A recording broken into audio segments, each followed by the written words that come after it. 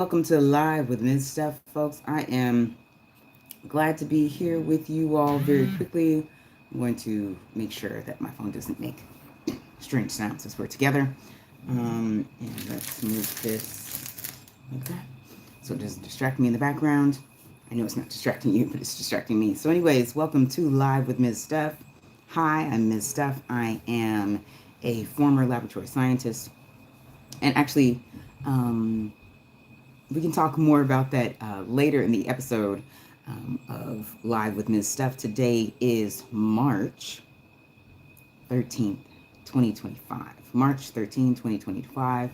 Thank you so much for watching. Thank you for joining in for your weekly kind of follow up, right? Because on Mondays I go live, and if my voice sounds a bit off, it's that time of year, allergies. Allergies and different things. The seasons change. Everybody has different reactions to it. But anywho, that being said, welcome, welcome, welcome. I am Stephanie E. Farmer, and as I said, former laboratory scientist and former after-school director turned nonprofit founder. The nonprofit that I operate is Triple F Empowerment Inc., and we provide the beloved program Ms. Steph's Science Club. And as I said before, I'm Ms. Steph. We've been doing this going on well over 13 years now. Now that we're into 2025, y'all, we're about to come up on our anniversary. Our anniversary actually is in June. June is when I got our EIN number. Yes, all that, like, so it's that serious. And yes, at that granular level, yes, I did found this organization that provides hands-on STEAM education through camp, classes, community, and consulting. And so I'm here today to give you your follow-up to Monday's news, right? Has anything changed in the Ms. Steph Science Club bubble? As some of you, as you're just coming on in, come on in and hang out with us. Some of you may not know when I talk about the news, I mean the news for our community. I invite you, if you are seeking news for the broader world and comment on that, I invite you to seek that at appropriate news outlets. But our focus is particularly in Harlem, the activities that we're doing, the things that we're doing with other organizations, and even the stuff that we know other Harlem-based organizations are doing.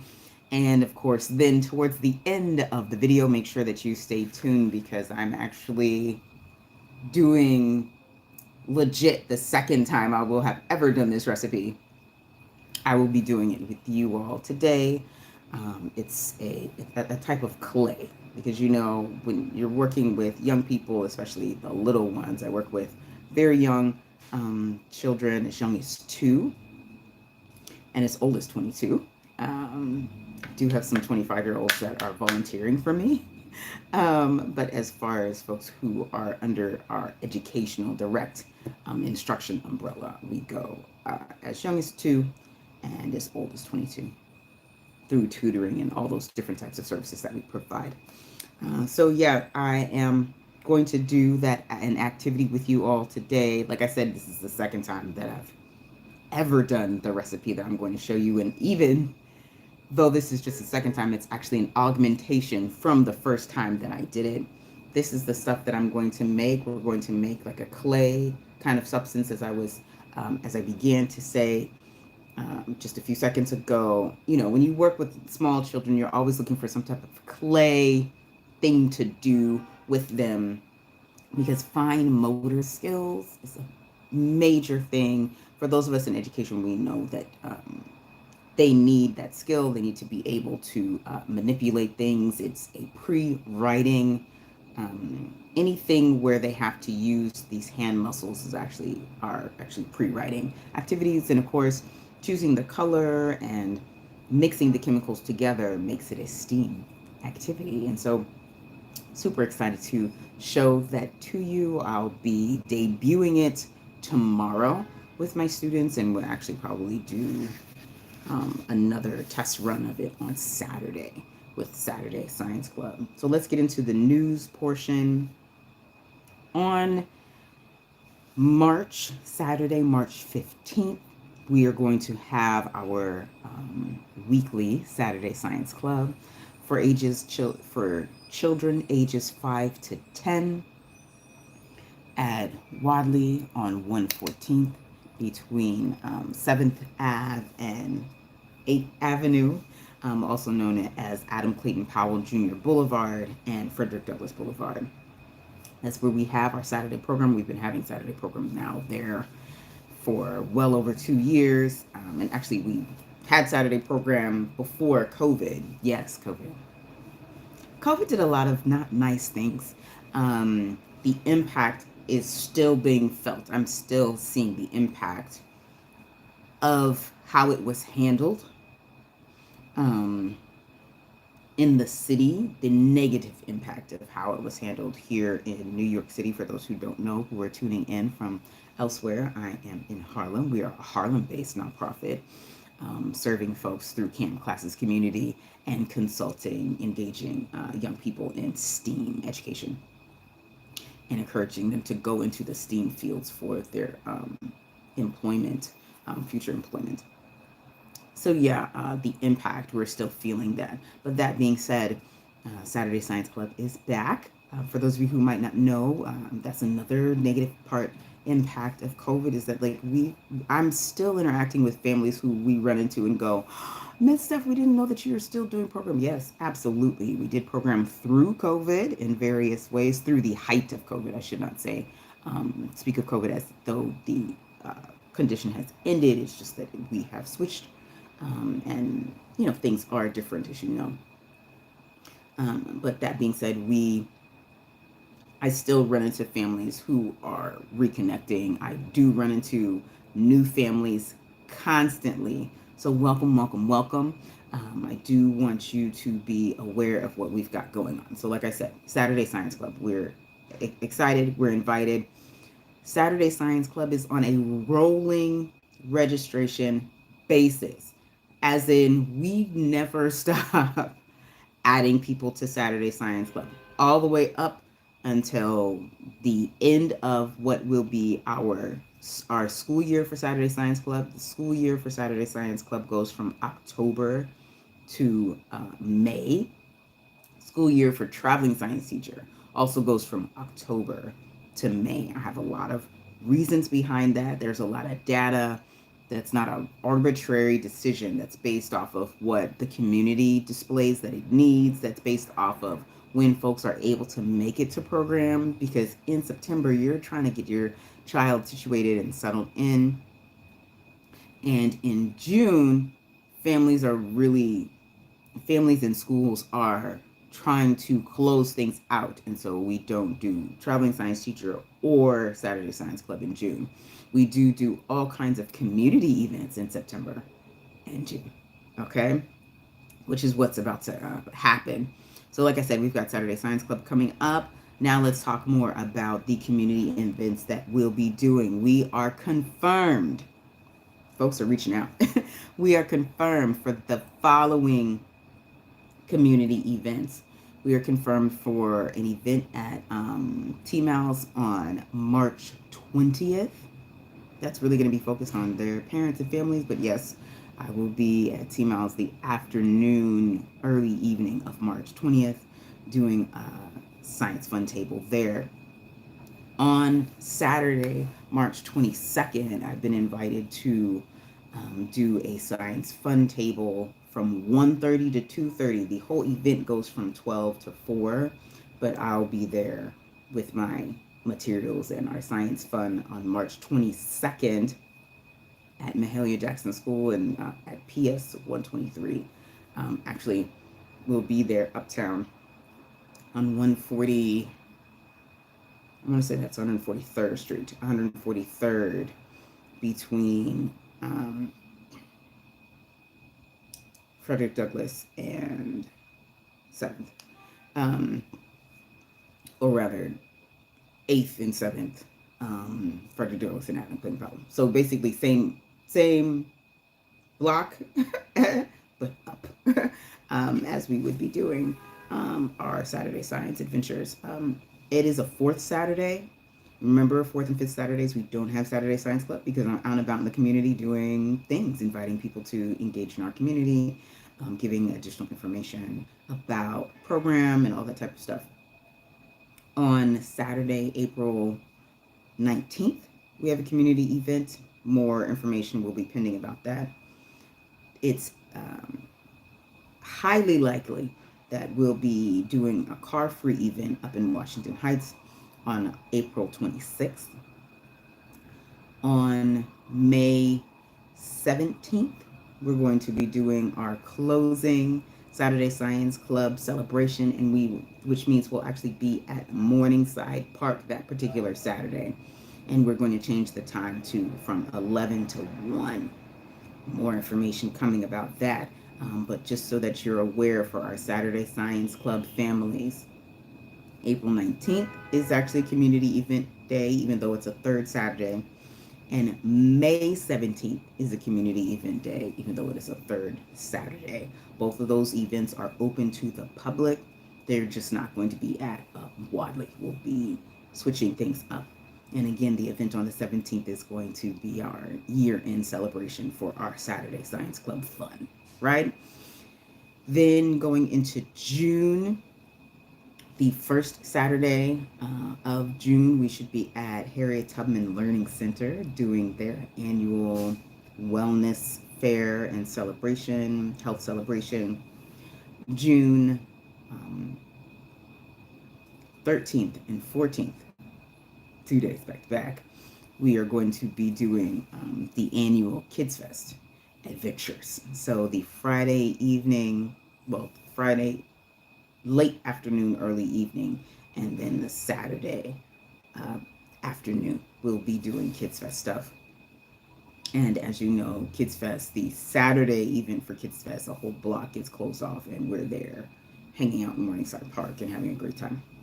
And then in July, there's no Saturday Science Club, and there's no traveling science teacher. Why? Because we are focused, okay? From July 7th through August 8th, we're going to be having our outstanding STEAM, Science, Technology, Engineering, Arts, and Mathematics, STEAM Immersion Summer Camp.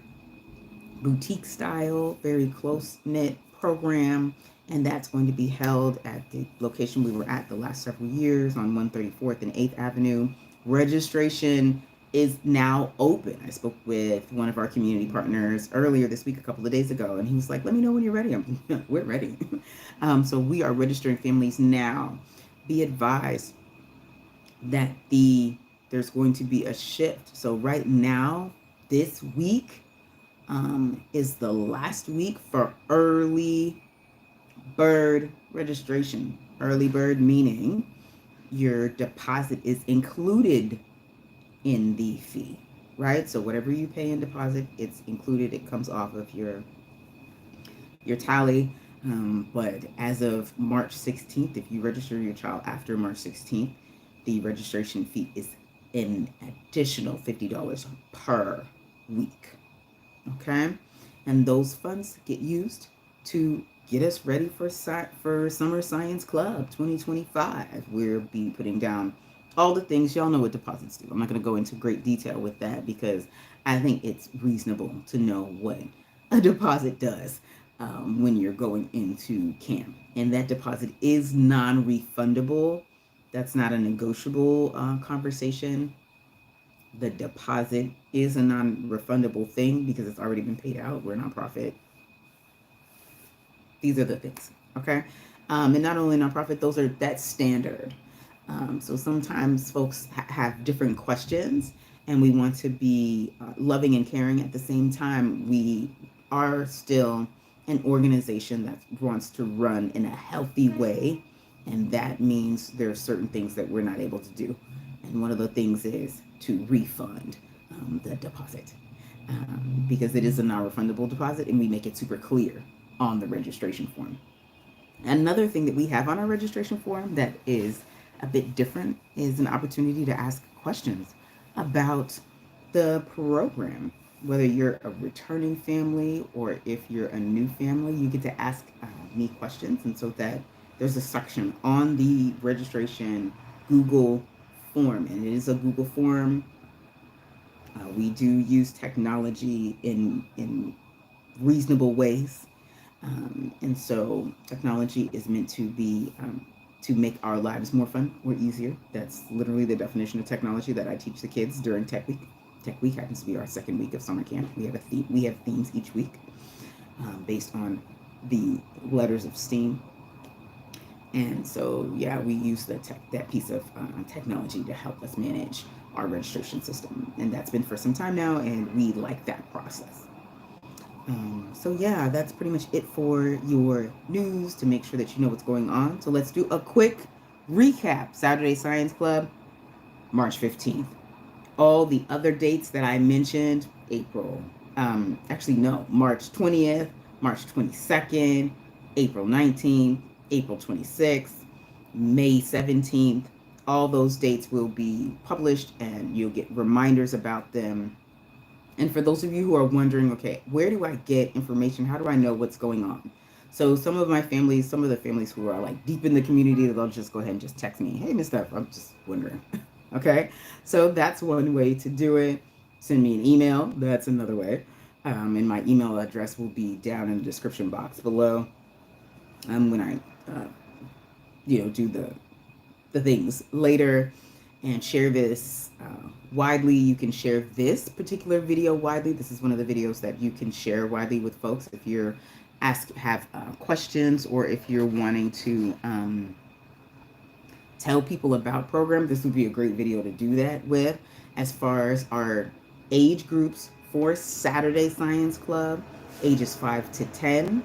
I did a video last week, breaking down several FAQs as far as the exact location of Saturday Science Club, parent involvement, fee, all of that I break down in that video. So I'm not going to go, I'll link it down in this description box, but I'm not going to go into too much detail because we have that video is there. And then when it comes to Summer Science Club is for children ages, open registration is for children ages 5 to 10. We're going to be on 134th and 8th Avenue, and we're going to have a great time. Program is 5 weeks long, July 7th through August 8th. There are field trips every week. That is included. The only thing that is not included, mind you, we include t-shirts, we include field trip transportation and entrance fee. We include all of the materials that they need to participate and enjoy the program. We include a morning snack and an afternoon snack. The only thing that's not included is a lunch. So we do instruct you to send a lunch with your wonderful, awesome, brilliant young scientist on a daily basis. They do need a packed lunch. Okay? If you have questions about why we do it that way, feel free to send me a message. But we have done it that way since the summer of 2012. So yes, again, that's data-based. That's data-driven. That our families tend to not need us to provide that particular part of the service. Okay? And so that's one of the reasons why we don't provide that, because most of our families tend to not need that service. They need other stuff from us, but they tend to not need. So yeah, I think we're ready to, if you have other questions, send me a message. You can email me at mssteph@tfempowerment.org. And I think we're ready to go ahead and hop right in to today's activity. We're going to make this stuff. It is a clay. So a lot of times people will be like, oh, is it slime? Is it this? I want to make it super clear. This is going to be one of the clay recipes. I'm not calling this Play-Doh. So Play-Dohs are things that you can play with over and over and over again. A clay is more like something you can manipulate and then set to dry. All right. And so that's what this product is more like. And you also see how it's kind of rippy. Okay. So that's what we're going to make today. And it's green because several of my centers, especially early childhood centers, are doing their March theme stuff, and so they'll have like a green party on Monday and all that type of stuff. Excuse me, let me take a sip of water for this particular product. All of this stuff is household stuff. This is grab. This is grocery store or Walgreens, CVS, Dwayne Reed type stuff. Okay, you don't need to go to any specialty store. Bowl. Okay, this is what, like a let's say this is a 16-ounce container, takeout container. I buy this. I have told y'all about the different things that I buy in bulk. This is one of them. Okay, you don't have to. You can use any type of plastic. I strongly suggest a plastic container. Sometimes metal starts to leave, because this recipe has baking soda in it. I don't like to suggest using any baking soda or glue, and it also has glue in it. Okay, I don't like using glue or baking soda in metal containers. That's just me. It turns the product, the thing that we're making, kind of a grayish because it reacts to the metal and all that type of stuff. And so that's why I'm saying that. Plastic, not paper. Definitely don't use a paper container. All right. Can you use something in your kitchen that you're planning on using to cook with later? I would suggest to not do that. It's your choice, but I'm just suggesting not. Some type of spoon. You see how big my spoon is? This is an activity you can do with your children, okay, with your students.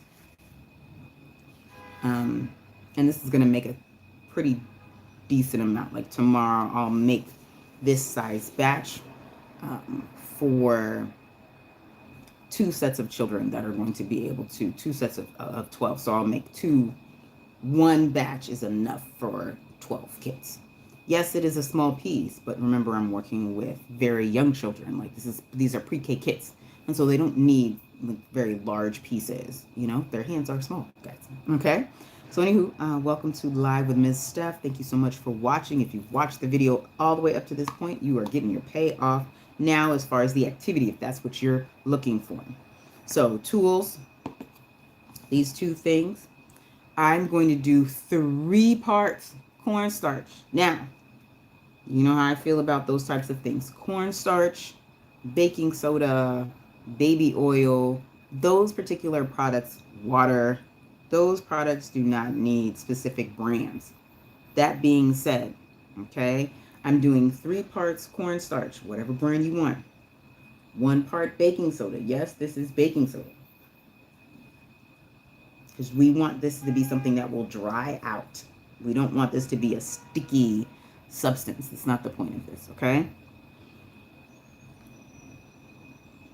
Half part glue. Y'all know how I feel about my Elmer's glue. This is not sponsored, but Elmer's glue. Elmer's glue all. I strongly prefer it. I just do, okay? And then we've got my, you don't have to use this brand, but gel food coloring, and you'll see why, because I'm going to put like a touch. It's going to make it very dark color. And then I'm prepared to add 1 part water. You're not going to need that much water, but I'm prepared to add that much water. And then any baby oil. And it's going to be like a little squirt. Okay, and you'll see kind of what we do with that. All right, so let's go ahead and combine all of our things. And I do have, I'll show you my tray. I do have my covered tray, my Glad Wrap covered tray today. So let's go ahead and tilt y'all down so that you can see exactly what's happening. I don't like that angle, but such is life. We'll work it out. Okay. Okay. Do. Okay. So you can see everything. Things I'm going to add in now. Okay. 1, 2, 3. Adding in our cornstarch. Then our 1 part baking soda, leaving that to the side. That's our water. That's our water. Okay.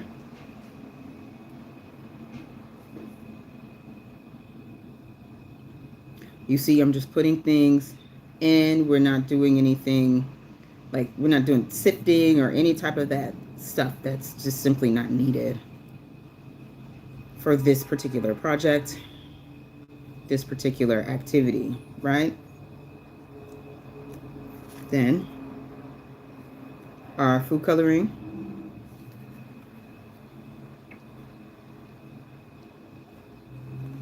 That is more than enough. Okay.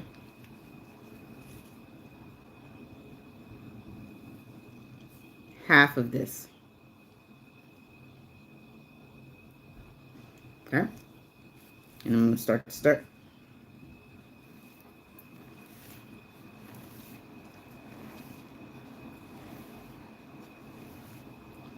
For those of you wondering the size of this particular container, these are my 3.25 ounce little sauce containers that I order in bulk. You don't have to do that, but I order those in bulk because guess what?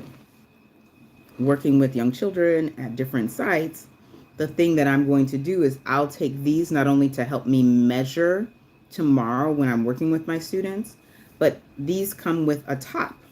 And so I'll actually, so that the kids can take a little bit, all the children can take a little bit home or put them in their cubby as the teachers see fit.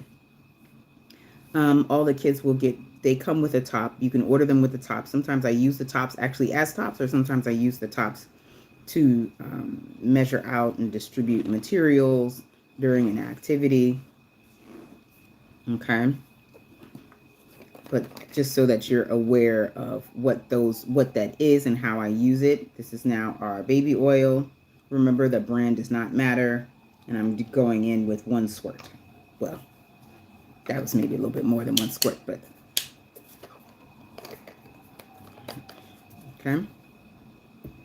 For those of you who prefer specific measurements, that's probably like a teaspoon of baby oil. Remember, this is Live with Ms. Steph, and I am making a clay.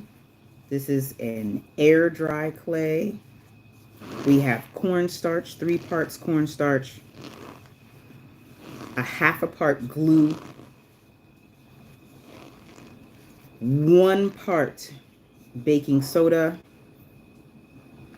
some food coloring. As you see, that little bit of food coloring is pretty strong because I use the gel food coloring.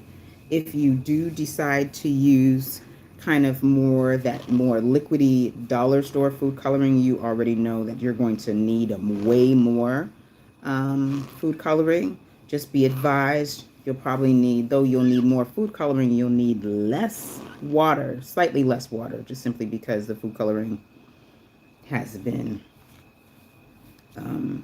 dissolved in water. The pigment has been dissolved in water.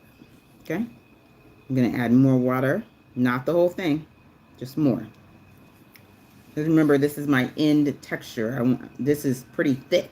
This is not something that's oozing. When you make this with your students, right, make sure that they get their own turn to stir. Let them see what's happening.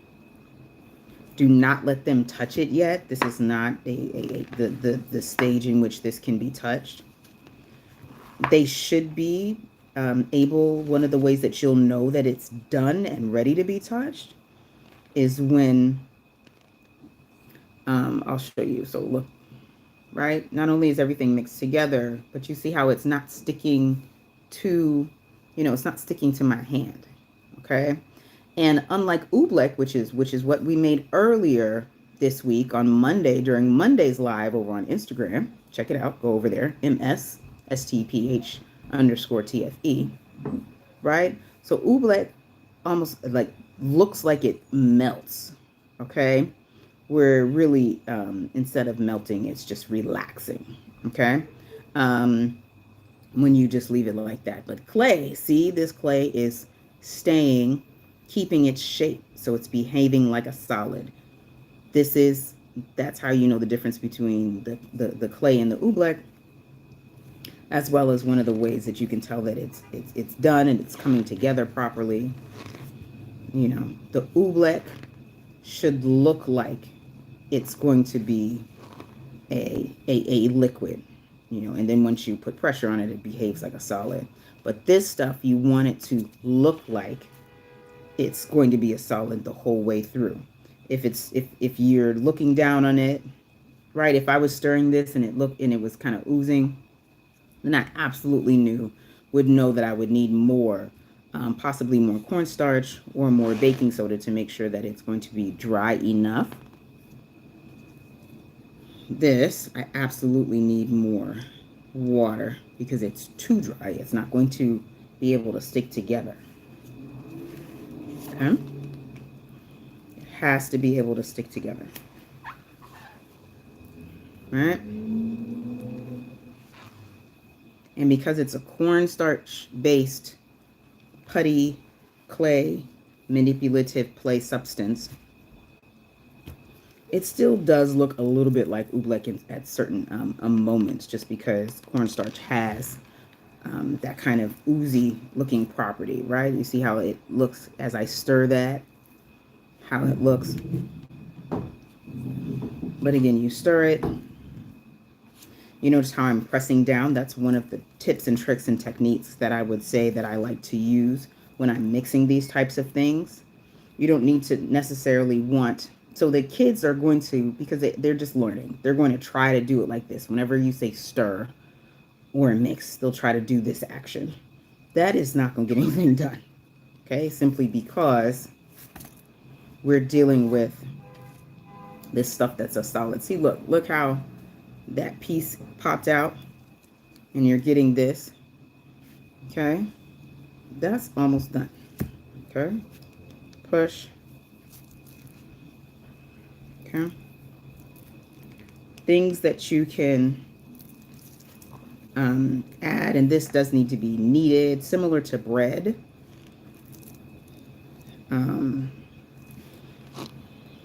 Sometimes it's not about adding more stuff, it's about kneading it so that it can mix together. Could you put this, say, in your non-food? Maybe you have a blender, maybe you're like really involved in craft, and maybe you have crafts or slime or that type of thing, and maybe you have a blender that mixes things up that's not for food. I would not put this in my,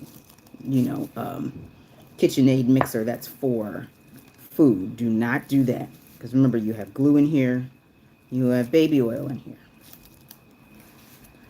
All right, this is not food.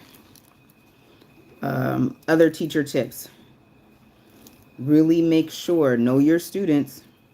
I would not do this with children younger than 2, because you need to make sure that they know not to eat this. This is not safe to eat. But my 2s that are, say, later in the school year, right now, my kids that are 2 right now, they know. They've been working. I've been working with them long enough. I have 2-year-olds that I started working with in December, and so we're super clear. December or January, I'm trying to remember. But they're super clear. And also we keep an eye on them as teachers, because sometimes the kids get curious, and you want to make sure that they're not putting this in their mouth or in their noses, right? Those are things that you need to remember and keep in mind, because you're thinking about the safety of your students. Their safety and their positive educational experience is paramount. All right, so you see, this stuff is basically done. It's a little on the wet side. I may have added like maybe like 10 milliliters of liquid too much. No, this is all right.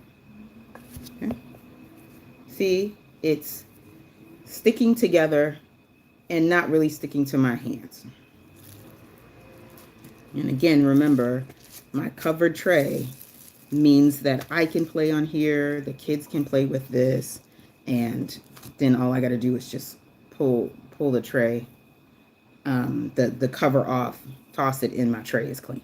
Okay. Now, one thing I will tell y'all is that the Glad stuff does leave the tray kind of sticky. I'm just being honest. Okay. So the tray does get left kind of sticky. And so when I stack, after I clean the stuff off and I stack them, the trays do stick together because the tray, again, is sticky from that Glad, from my Glad, what is it? The press-in seal or whatever. Again, this is not sponsored, so I don't need to, the exact name is not. That's why I'm not focused on the exact name. All right.